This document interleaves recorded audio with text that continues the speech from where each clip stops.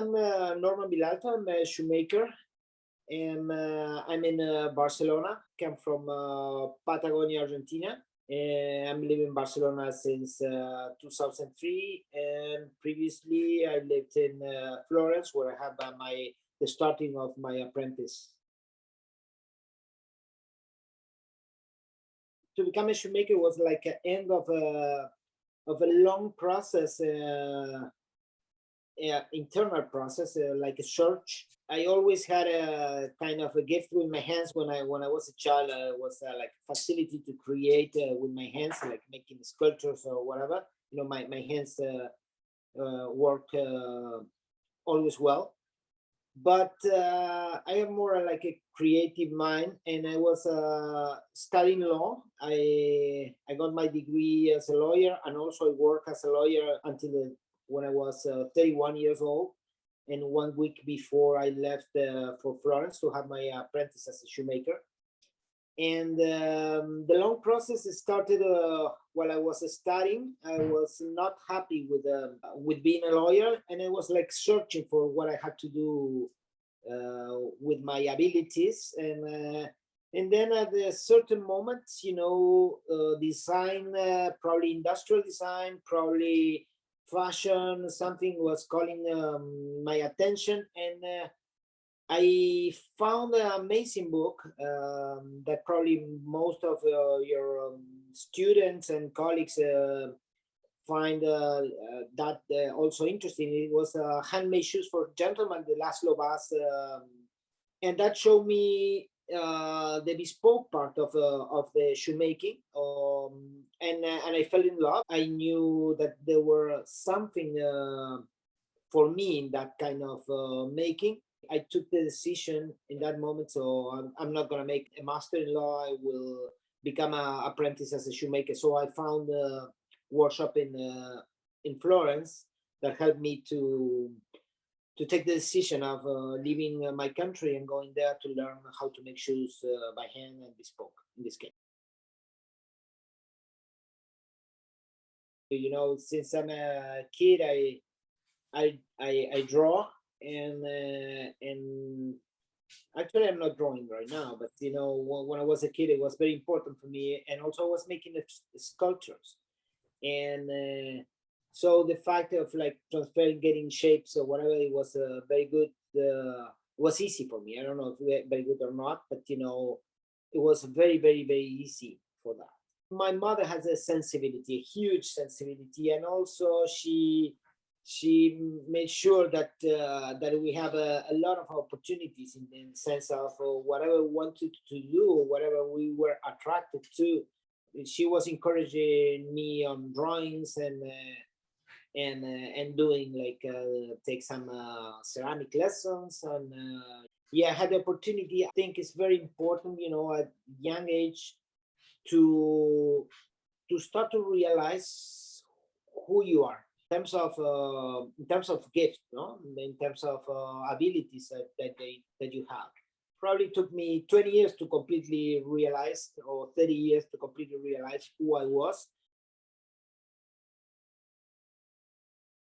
Not that as a designer, I don't have any formal training. I mean, I was an avid reader of design. So sometimes when you have sensibility, and then you have an eye, the principles of design. Sometimes they're like if you see product, you can probably make an abstraction, and then you can learn it in a natural way. Like in a very practical way. Of course, I feel that that you need to learn before you make things. So in my case, my hands and my eyes were a great help for learning the things. And then I have a huge education in human arts, and you can tell I learned a lot of when I was studying law, and when I was I learned a lot of concepts and ideas that then I applied to the design, or then I applied to the work itself. So for me, I think it's really, really important to have a formal education, because you can learn. But there's other ways, probably sometimes more incomplete, but very practical and useful. to learn some principles if you pay attention and you think about that. My training was very short, and my training was with two shoemakers. One first was Saskia Bidman in Florence. She's a bespoke maker that you know. And so I had my first period of learning with her. And then I jumped to Stefano Bemer place, where I have, I can say I have like a day-to-day master who was Stefan Jimenez. And then he taught me three small but very powerful concepts, and then some of the technique. The first thing he taught me, and I'm repeating all the time this to everyone who comes here seeking for advice or wanting to do some things, is it's not about technique, and is that you don't know. And that looks pretty simple when you are starting something, but you tend to forget that very soon, which is a kind of problem for evolving yourself as a maker. We are tend to forget that we don't know. And the second thing that I learned from him is probably for me the most important part of the craft is that you have to learn. It's a consequence of this. You don't know, you have to learn, and that change the way you approach to everything. The main thing for me as a shoemaker is, at least how I learned it from Stefan, is that you have to have the head of a shoemaker, what in Italian they call testa di calzolaio. You need to think. Then I realized the idea is the most important thing in a shoe. It's not the craft, it is the idea behind that. So when you have a clear idea, you have a good idea, then it comes the execution, because the idea conditioned completely the product. Part of my formation as a shoemaker was here in Barcelona in my workshop alone and doing prototypes and applying ideas to the bespoke shoes, because what I learned in Italy was a very classic shoe, the way it was built, the way it was designed. And always I wanted to break rules on that. To do that, I made a lot of mistakes, but I focus on the ideas, and then it comes the execution. And then the third thing I learned in the Stefano Bemer workshop, it was of course technique, okay, and how to learn the technique. And then I could change many times the way I made things, because I was trying to think and then execute and then perfect the technique. I was very much influenced by those three ideas. So I set up my work unconsciously, because I'm not very rational thinker. I was very focused on being alone, and very focused on not watching and any kind of influence, any kind of shoemaker. For at least 5 to 6 years, I didn't saw anyone beside my work and myself. That was my way. When I was learning in Italy, of course, I tried to devour everything that I have close to my hands and my eyes. It was like first one magazine, French magazine, and then some forums, some blogs and images on internet, but there was so few almost 20 years ago. Images and great shoemakers like from guys from Berluti, Pierre Cortea at that moment, or Dimitri Gomez, and I was focusing on those images and in technique. Then in terms of design, I didn't know the names of the styles of the shoe, because in my first 6 years, I never paid attention. Of course, I knew what I was, Derby or an Oxford, but like kind of subtle things about the designs, which are very interesting. I didn't care anything about that. I wasn't influenced by shapes at the beginning, probably like more, my master was a French, so probably the elongated things. But in terms of design, I remember before I came here to Barcelona, I was working at Stefano Bemer, and I developed the asymmetry in the patterns. It was 2002. And I remember the day I came with that idea. And I remember that always my take was, okay, how I can change this, how I can make it personal. This design, like an Oxford, how I can do it my way. So that took me to understand the proportions on an Oxford, and then if I can change or what I can change or which way. Then after 6 years, I realized that I had a kind of amount of work that it was very, very personal. I just tried to develop ideas on the design. Spain has probably the oldest tradition in shoemaking, but these days, so 20 years ago, it wasn't like Paris or London or Italy where the people breed that kind of the design. It was very simple here. But that for me was one of the most important part, not being in a capital of shoemaking at that moment, and still not today. Because I felt that was my path. No, I had to develop a personal work on the shoes. I was practicing law. I was working as a lawyer. So I worked for probably 12, 13 years as a lawyer. And I believe in something is that you have a path. And I was like seeking for what I had to do. And when I took the decision of doing something with my skills, which are creating things with my hands, everything appeared at that moment. The information appeared, the possible to start learning in an Argentinian bespoke workshop started. So I started on Saturdays, and then I found a book that told me that this is what I have to do, and I connected the dots. And that's why I chose shoes. Probably the shoes chose me. It's not that that I used to be a shoe nerd, shoe aficionado. I love shoes. I think mainly is that in my case, my decisions were very easy.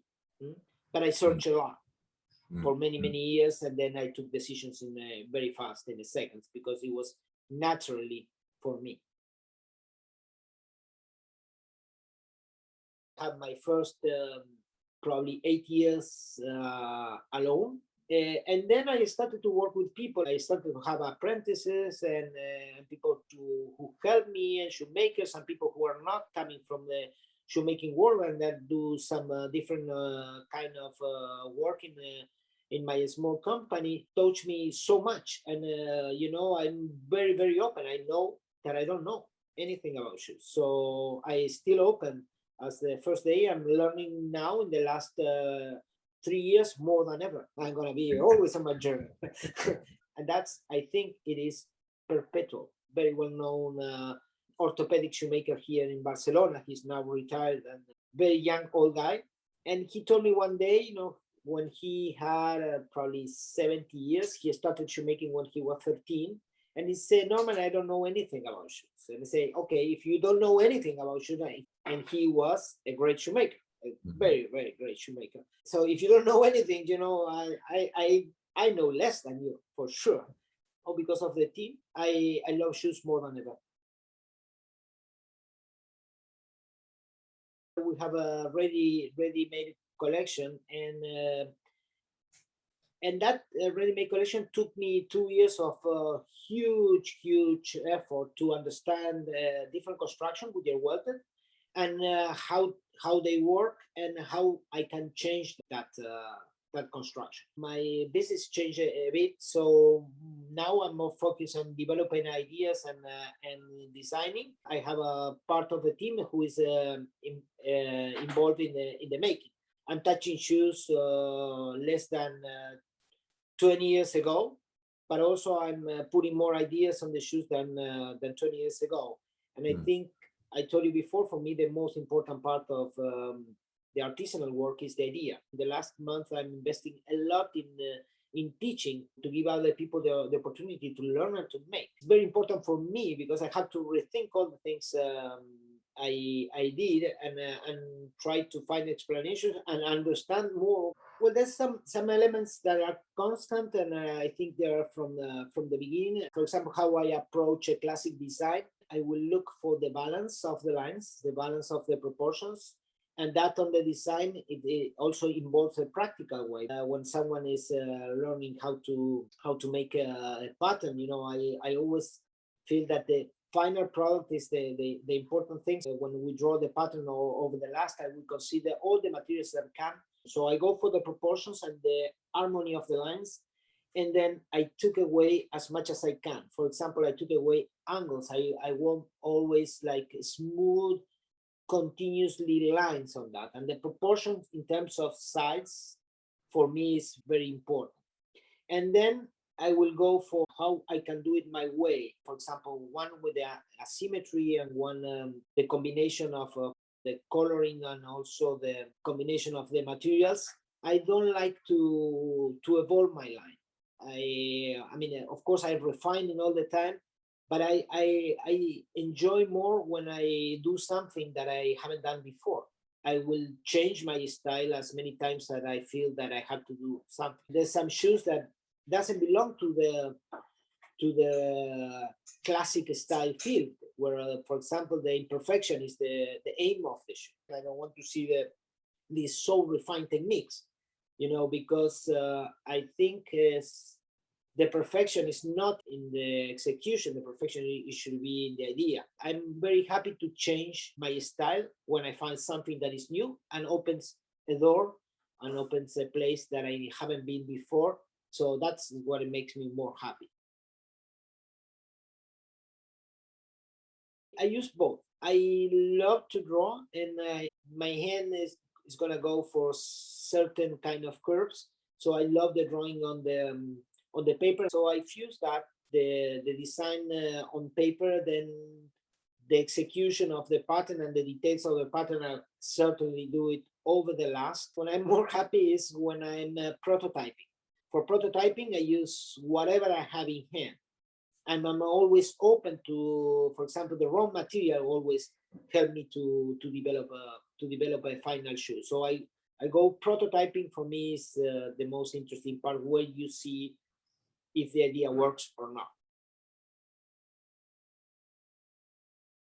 Where do you find inspiration? The first 8 years, 6 years, I forbid myself to see other shoemakers' work. I saw it when I was in Italy, in Florence, a lot. It should be done in that way. You have to see shoes all the time. At the beginning, for me, it was okay. I'm learning. I have to see how they execute this and that, and I was like devouring everything that I can find. And then when I came to Barcelona, I stopped doing that. I think to see work of other shoemakers is very essential if you are starting.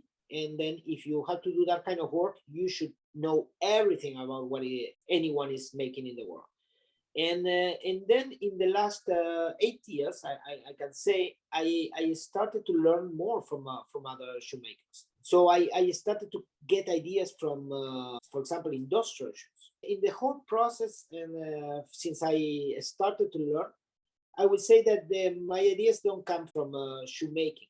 I mean, it comes from industrial design, car design, architectural decoration. If you see my mood board, it's like ideas that probably come from those fields. I will apply that concept to a line. In my case, I like to source from everything I can. Does designing come naturally to you? I made so many mistakes in those very first 8 years of my work.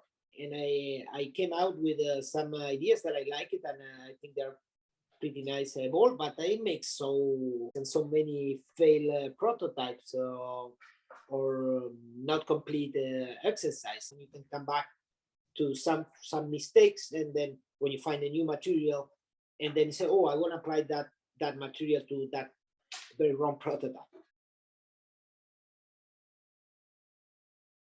Prototyping, it has all the elements, because it has the element of the making, it has the element of thinking a lot about the execution, something that it came from your thought. It has the first touch to reality when you started to work with the materials and the shapes. We're launching some collaborations, and working in the design with other people is the most exciting part for me. And I discovered that very recently, working with other people that they're very rigorous in their ideas and their experience. Of course, you take some decisions, but those are the best decisions because are also informed by other people. And sometimes you don't have all the best ideas. Other people has better ideas, and then you learn, and then you execute that, and then you have a product that have been made by a bigger team, and it's fantastic. It's better than look at your own ombligo. I don't know how to say ombligo. Belly button? Belly button, yeah. Yeah. How do you choose who to collaborate with? One of the improvements of my workshop is that now everyone can have an idea. Everyone can influence in the ideas, and that's amazing. It can be someone from the business part of the company or someone who is an apprentice in the workshop. You're influenced by other people. I'm Argentinian, so we like in my country, we like to mix things. There are more creative when I'm limited because I can think more the material. So when I started, I made shoes from paper. And that's a constant in my work. The possibility to make something with something that is not made for that product. And that can help you a lot in the design. As I said, or the most important lesson is that you have to have the head of a shoemaker. So when you have a paper, an artisan can make that paper work for a shoe. Barcelona is an amazing city.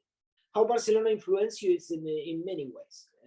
For example, having time to create, having time to see other things is important. When I have something in my mind and really focus, and that can be a limit. But I have a certain constraints at the beginning. I'm an immigrant here.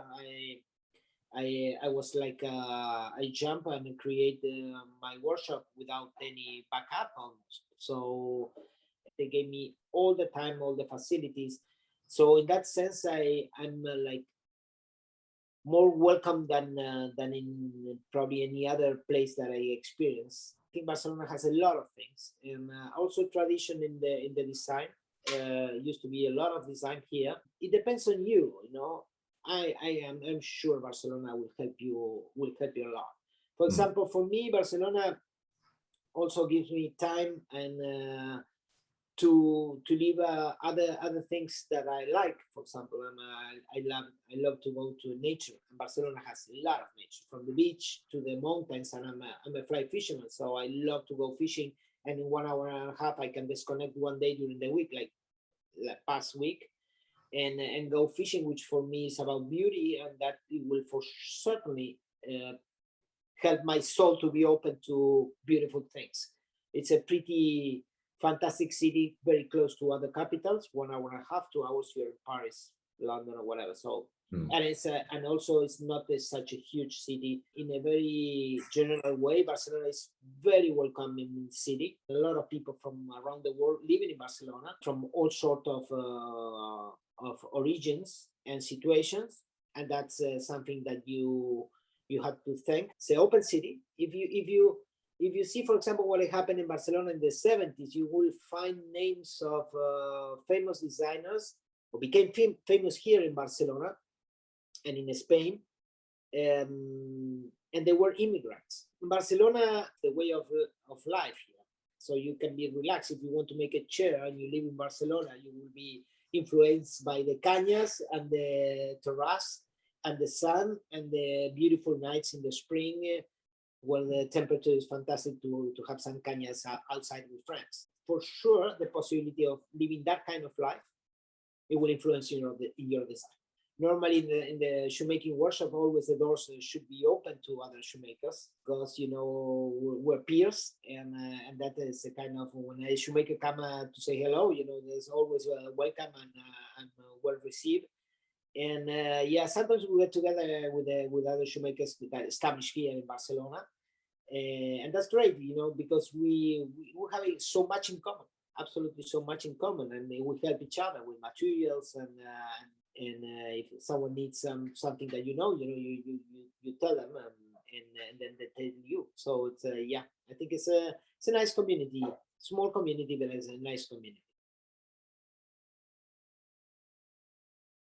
Everything has been done, and everything has to be redone again in a better way. You can find so many great creations like 50 years ago, 70 years ago, 100 years ago.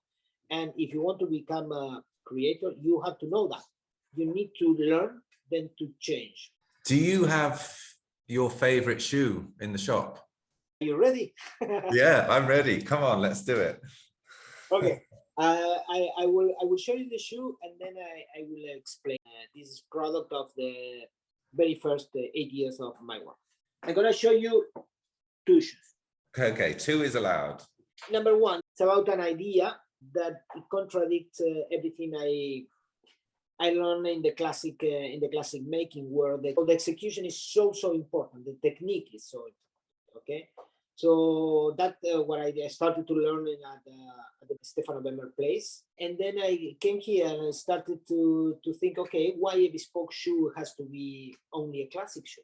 So why also the execution, it has to be so technique apply execution, where you're measuring the millimeters of stitching or the dots, or the amount of work that it will give. That kind of quality is the most important thing in a bespoke shoe. Probably the aesthetic is the most important thing in a shoe.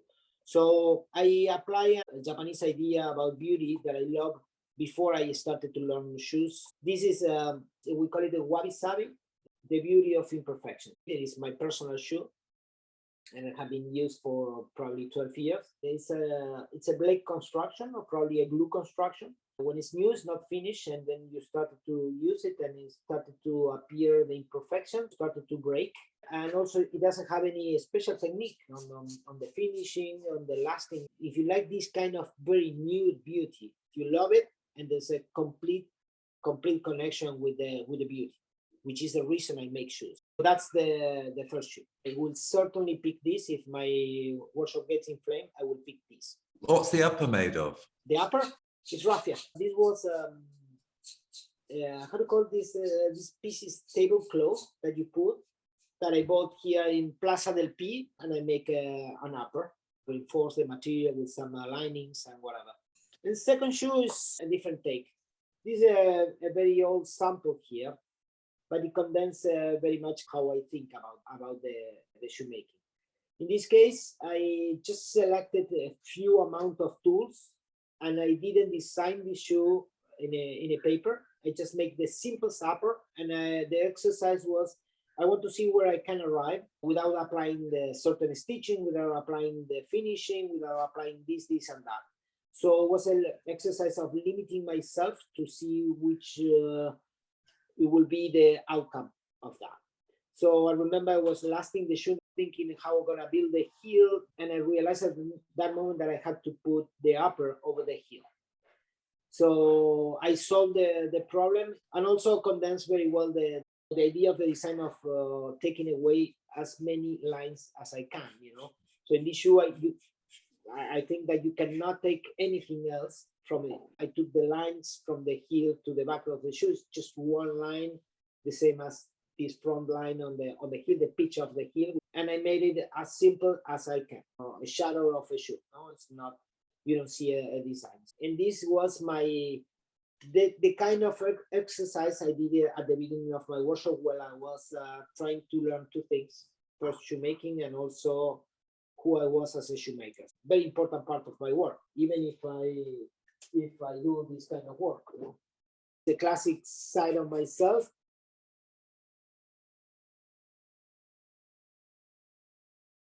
This is the scale of values that I have, who I am as a shoemaker. Kind of a schizophrenic thing. Yes. This is my favorite shoes for life, my personal shoes. And I don't care too much about shoes, so I beat the shoes a lot. This one, it doesn't exist without this kind of making. It's like a kind of exercise of liberating myself. First, you have to learn. You have to have this. It's an example of my making, or the classical making.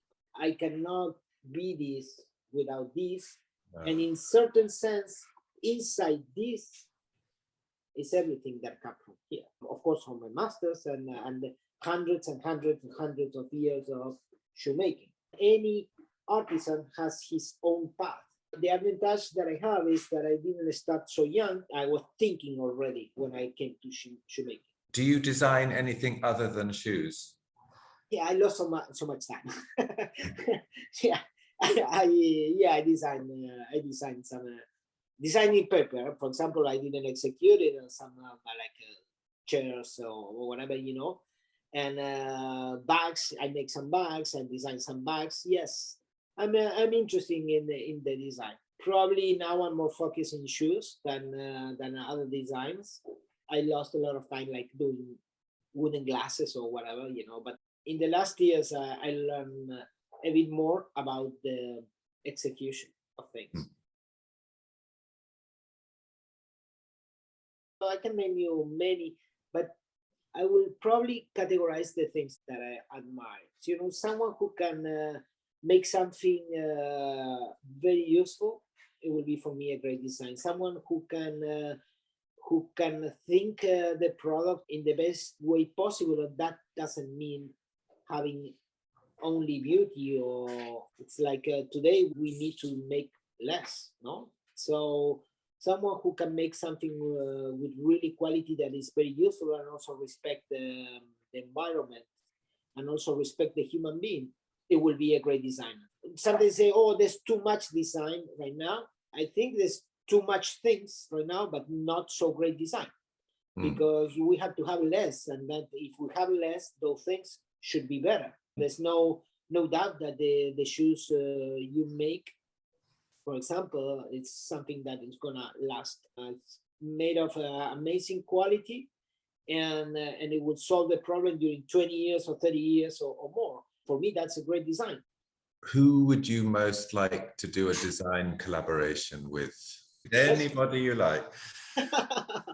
That's great. So number one collaboration will be Salvatore Ferragamo, and it won't be a collaboration. I'm not in that kind of level to make a collaboration. It will be kind of apprentice way of thinking, and it won't end up in a shoe.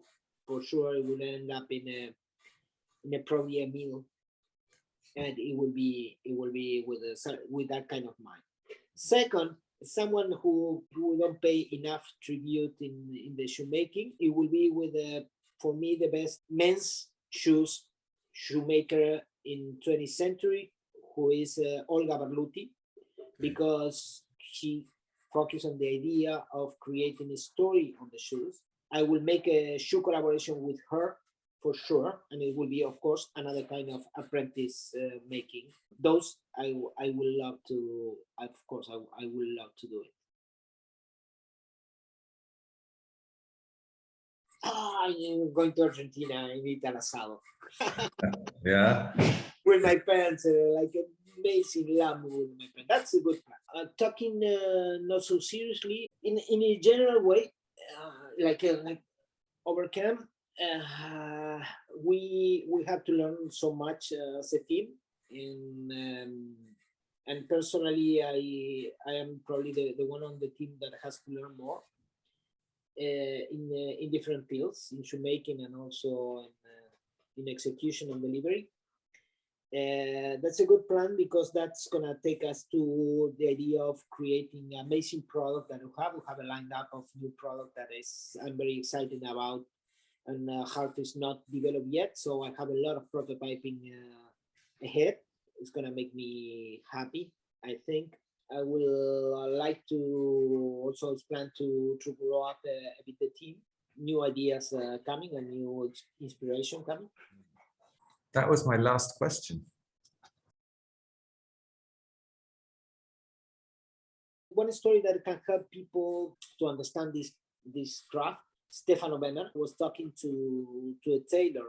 They were talking about the location to establish a shop, and he was saying to the tailor, you don't have to open a shop in the main streets in Florence. You have to be in a more remote place, because we artisans, we are ortolano. Ortolano is a farmer, so we work outside the city walls. We have to be outside the main path.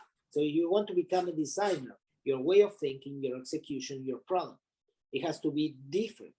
Otherwise, don't do it because there's so many. So we don't need another black cap top Oxford. If you're not improving that, don't do it. Do it, think outside the wall. And that's a Stefano Wemmer story. And I think it's a great story for all the times, and especially in these times. Anything else you want to add? No. This is your last chance.